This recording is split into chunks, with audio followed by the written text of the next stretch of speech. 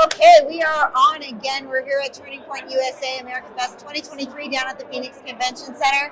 This is Patriot Mom 007. I live here in Arizona. But you know what? There's a lot of stuff happening outside of Arizona too. And I actually ran into somebody I met last year. He is the Dad Army. My girlfriend, Seek Smith, is the founder of Mom Army here in Arizona. And she expanded widely, nationally. And so Ben, I ran into, and we're going to talk with him about some of that. But then he actually was with a friend, Adam, who I have not met before. Thank you both for joining me. Thank you. And there's so much going on. We've been talking about politics all day, but you know what else is happening? So I'm a mom, and it's going to make me sad.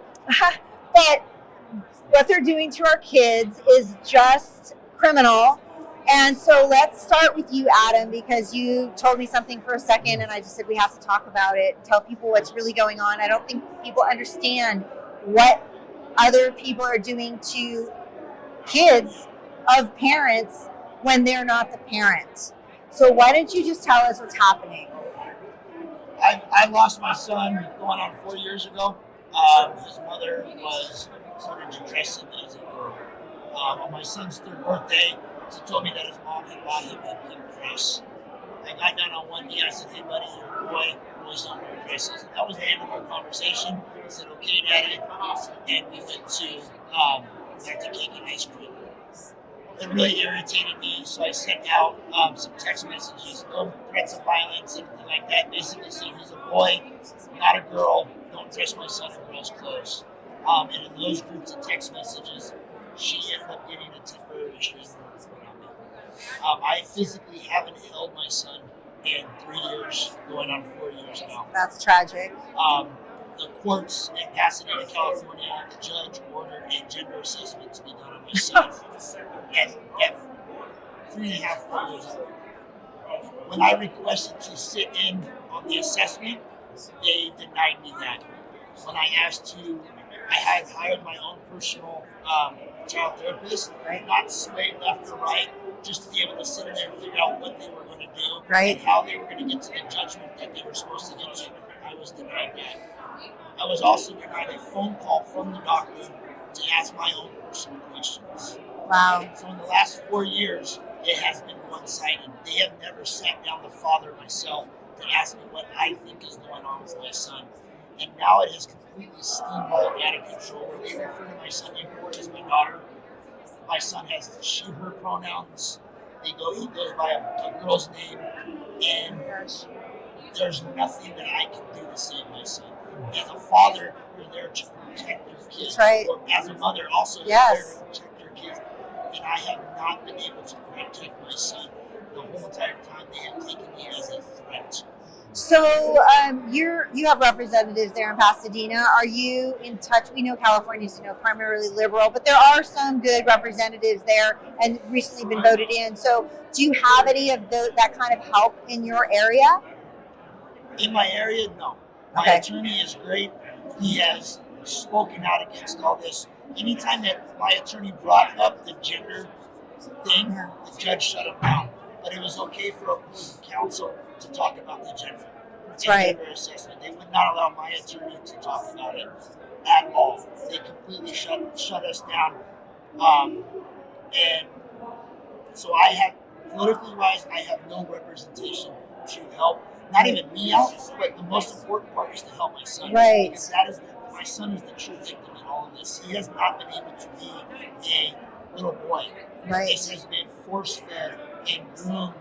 And in my opinion, it's child abuse. Yeah, it is child abuse. It's psychological child abuse and physical child abuse. So do you not have visitation through the courts? No. They've denied you visitation rights. You're going to get me. I don't want to upset you. No, you're not upsetting me. We went 6 months on negotiations for supervised visitations. Nothing I did through this whole entire process deserved supervised visitations. When I sat down with my mom and dad, and they said, "You know what, Adam, do the supervised visitations just to be able play to along." Yes, ma'am. Yes. And I agreed to that. I was not allowed to talk about his attire, and I was not allowed to talk about one other thing. So I agreed all that to bring my son back in my life, and we were steamrolled and roadblocked every time I agreed to that. They kept roadblocking us. And when you saw your son during that time, how was he with you? I asked my dad every single day, Pop, did you and I and Mom miss anything with Aiden? Was there an inkling? Was there some type of thing that he wanted to be this way? And there was nothing. Right. There was no inkling that he wanted to be. I don't even know how you determine that at 2 or 3 years old. Anyway, I have 2 boys. They're 18 and 21. Sometimes boys dress up or wear polish or something as though they're kids or they're with your girlfriends. But I don't think you can determine something that is life-altering before 18 anyway. I mean, until these kids are fully formed in their 20s. So Ben, is he working with Dad Army? Because I know you're with Dad Army. Are you helping him with his case over there? Yeah, absolutely. So Dad Army has expanded since the last time we spoke a year ago. And we've expanded our presence as well as our presence within the school boards for the organization. I have SoCal Parent Advocates. And in the past year, we have successfully passed multiple parental Bill of Rights and parental rights resolutions across the region that has helped 125,000 students and their parents. So whether that's a parental notification resolution, whether that is a flag resolution, we have been working day in, day out for the past year. It has been very intense to help these parents who are under attack, just like my friend Adam. So now we are absolute brothers, and we're not going away. We're growing and expanding, and this type of treatment that we are getting within California, it's just bringing all of us together. So we are finding new and creative ways to defend our rights. Now, we talked about your government there in California, and of course your governor is just a ridiculous person, but whether it be state house or Senate or your Congress, because you do have some good congressmen in the state, I mean, is there nobody, California, you have some good people there. Is there nobody that you've been able to get in contact with, or is it that you can't reach them? So we have a lot of great heroes in California who stand up for parental rights. Now, for me, SoCal Parent Advocates is a nonpartisan organization, also affiliated with the Dad Army. But it's obviously blue.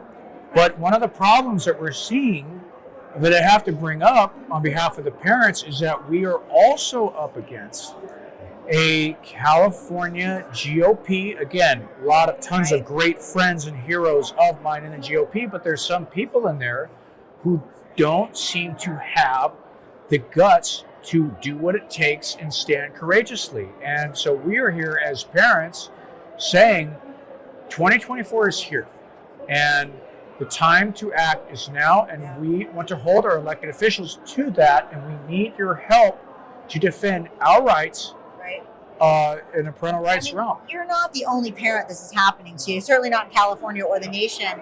Is there a coalition yet for these parents? Have you all come together or found some national? So we have naturally and successfully come together in what I call the SoCal Parent Coalition, and that comprises of 150 parental rights activists, leaders, and groups across all of SoCal. And these brave parents are across from my territory, the upper reaches of LA County, all the way down south. And together, we have successfully passed a lot of parental pro-parent resolutions and come together unified for the kids, because the fact of the matter is we have no other choice, and we're not arguing about taxes and potholes anymore.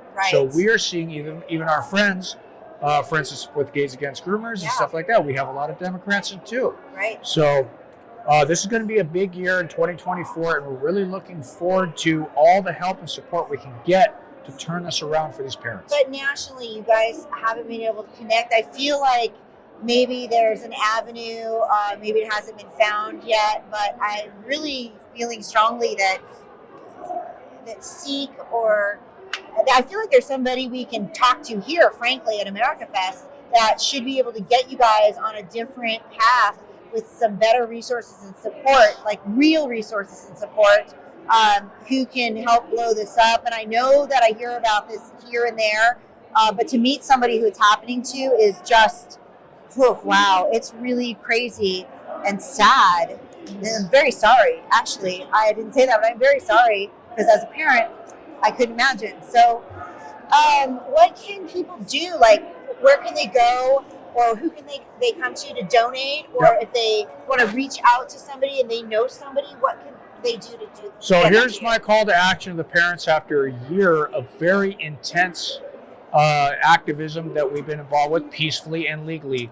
My call to action is we need you in this fight. We need you to be activated. We need you to bring your passions, talents, and skills to this fight. Do you make social media? We need you as a content creator. Do you do websites? We need your help. Do you do law?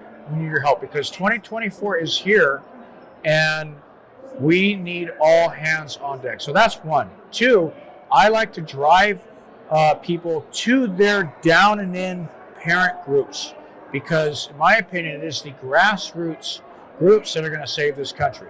Right. The problem is, and I think we're alluding to this, is that we're in a David and Goliath situation. We are up against a massive system that is funded by hundreds of millions of dollars, while our board member candidates, they're asking for $25. So that is why the solution is to have more people in this fight and to show up to one event per month. If we could start there. And donations, I imagine you need. Donations, we have the Dad Army. You can look the Dad Army up on Instagram. And I'm affiliated with the Dad Army, but I also run SoCal Parent Advocates. So that's SoCalParentAdvocates.com. And please help my friend Adam. He has an avenue as well. Yeah, we've another call to action for all the California parents. Aaron Friday has started Protect Kids California Yes. for 2024. Yes. We're looking for 1.5 million signatures to get a bill on the 2024 ballot. The requirements that we are asking for to get voted on by the California parents and people. The first one is to make it parent notification down the board. 100%. We need the parents to be notified on everything. Automatically. I don't care if the kid has a scrape. I want the parent to be notified on everything. Right. And real quick, if I can interrupt you for your listeners, what is a parental notification resolution? Basically, that means is that by law, a school administrator has to notify you as a parent if your child goes to the office, for instance, and requests to identify as a gender other than their biological sex, and use, for instance, a restroom that does not align with that. And why do we want that? Because we believe that there is a coordinated effort to push this radical gender ideology onto our children in the school systems underhandedly with subversive tactics while we go to work and pay their salaries. It's unacceptable. That's right. So No, that I don't is why the disagree with parental you at all. notification is important. Because this is an epidemic now, this is not natural anything. This is not a fad or even a trend. I mean, this is seriously planning on the part of the adults in the room, and that happens to be at school, unfortunately. And I still don't understand why we don't have cameras in the classrooms. We have them when I took my kids to daycare at tutor time. They were everywhere. I don't understand why we can't have in the classroom. I mean, it's our taxpayer, and we should be able to keep an eye on our kids. And it's not any different than a tutor time. I mean, they could be a year old or they could be 12 years old. We should be able to keep an eye on them. I mean, there's cameras everywhere, for heaven's sakes. There's a camera right there in the corner of the hallway. There's cameras in every street I drive. We can't have them in the classroom. So maybe that's something to work on. So I really appreciate your time because I know it's got to be a really difficult subject. We'll definitely want to keep in touch. I'm going to try to think of resources that I know here in Arizona or around the nation. If I can point anybody in the direction for you guys, I will certainly do so. Thank you. Shout it out on social media as And well. I appreciate that. One of the big things we're looking for is website help, because we have a great website idea that's I can help you with that. Awesome, because we need some real technical knowledge, because if we basically accomplish this vision, we can really kickstart some major change come 2024. We need all hands on deck, and we need people like you to be activated. You can make a difference. We need your help. Right. And it's dadarmy.com. Yes. And then just the last two things is the girls boys and girls in separate sports. That's going to be on the other bill. Yep. A part of this bill. Yep. And the one that really hits home to me is the sterilization of kids. We're trying to prohibit the sterilization of kids. That should be a law. No puberty blockers. No gender surgeries on minors. And no cross-sex hormones in minors.